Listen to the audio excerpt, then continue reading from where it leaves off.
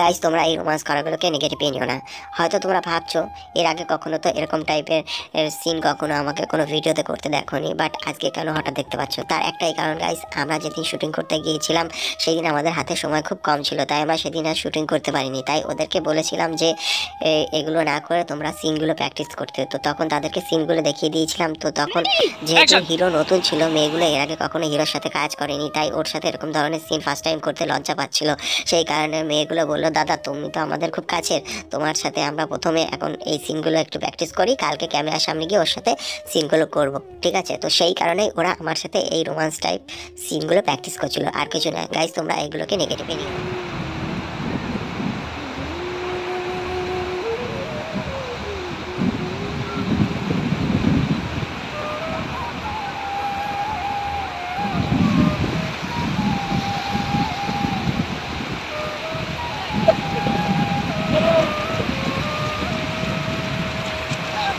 সামনে সাগর, অতই সাগর, যেন আমার মন কেন তোলে ঢেউ, কেন ভেঙে দেয়, জানে না তার কারণ।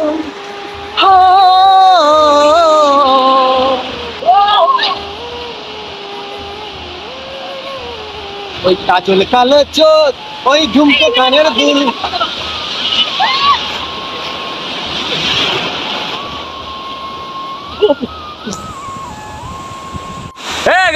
পুরোপুরি স্নান করে স্নান করে গেছি, এই যে হাতে ফোন।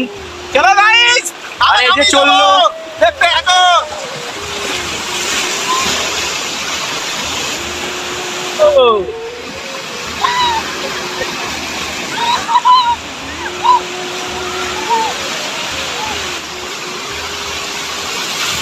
ব্যাক ক্যামেরা কালার বেশি ভালো আসছে, ব্যাক ক্যামেরা করতে হবে। ব্যাক ক্যামেরা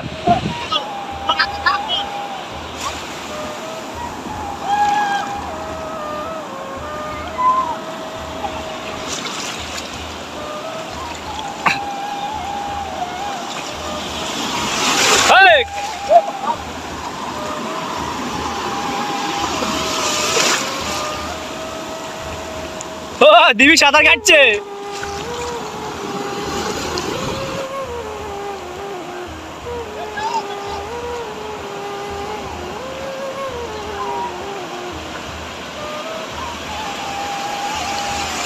কি সামান্য সমুদ্রের ঢেউ আলাদা করে দিচ্ছে।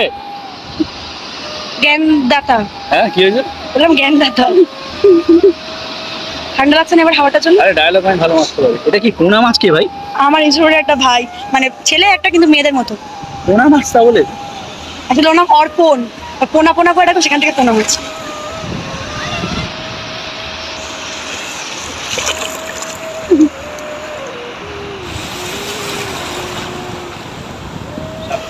এটা কি কোনো নতুন সিনেমার সূচনা?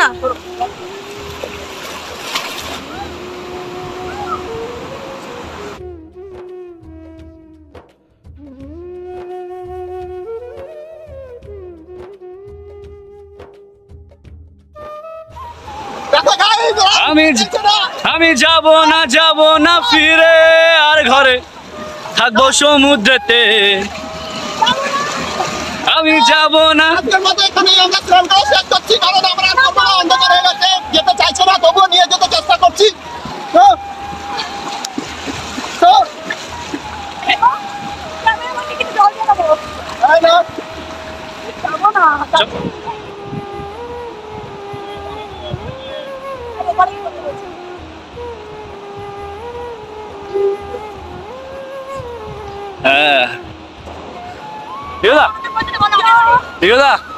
আজকে সত্যি খুব মজা করলাম, খুব ভালো লাগলো।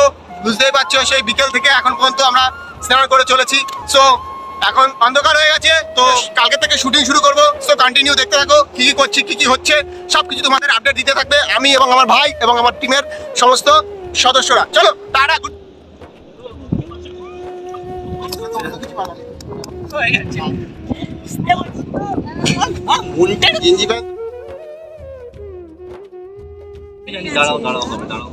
তোমাকে বাল দিতে বলো, আর তুলো না, আর তুলো না।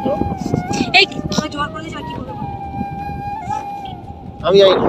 না অ্যাকচুয়ালি শিবেরটা কেন আছে ভালোবেসে পটে এদিক টাকা দেখ তোদের হ্যাঁ বসা আগিয়ে করো, ভালো করে করো। এবার আমি করবো।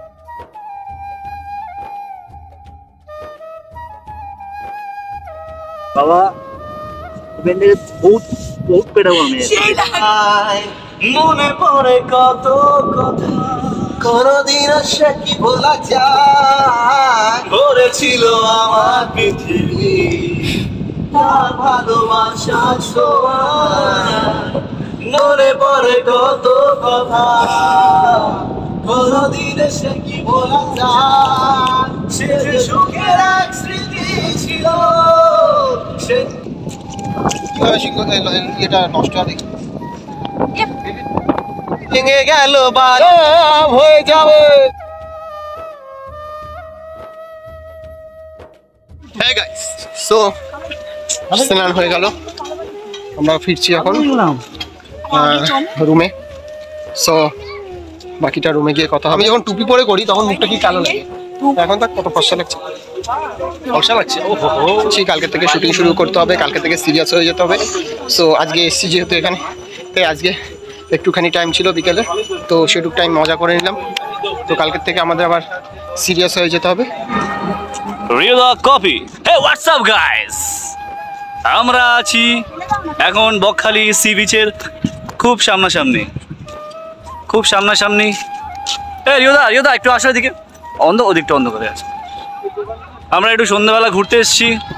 সন্ধ্যাবেলা না, রাত এখন 9টা বাজে, 9টা 10টা বাজে। রাত হয়ে গেছে এখন প্রায় 10টা পৌনে 10টা বাজে। আমরা ঘুরতে এসেছি একটু।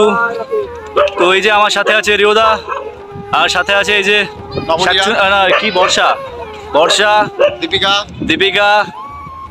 আমরা সব ঘুরু করতে এলাম একটুখানি, তারপরে খেয়ে দিয়ে সবাই একটু গল্প আড্ডা মারবো। গল্প নয়, কালকে কি শুটিং করবো সেই বিষয়টা আলোচনা করবো। তার কারণ আমরা আজকে কিছুই করিনি, কিছুই চিন্তা ভাবনা করিনি যে কি করব, কালকে কি গল্প হবে, কি শুটিং হবে, কিচ্ছুই জানি না। তো এখন গিয়ে রুমে যাব, গিয়ে হয়তো খাওয়া দাওয়া শুরু করব, এবং তার সাথে সাথে আমরা কালকে কি করবো না করবো তার প্ল্যানিংটা আমরা। আসলে ব্যাপারটা আমাদের সব বড় বড় ডিরেক্টর, বড় বড় অ্যাক্টর, বড় বড় অ্যাক্ট্রেস, যা হয় অন দ্য স্পট একদম ঠিক আছে। আর এই যে মুখ বেকা বর্ষা আর যাস না ওদিকে। বর্ষা ওরা কাঁকড়া ধরেছে গাই, সমুদ্রের কিছু দেখা যাচ্ছে না।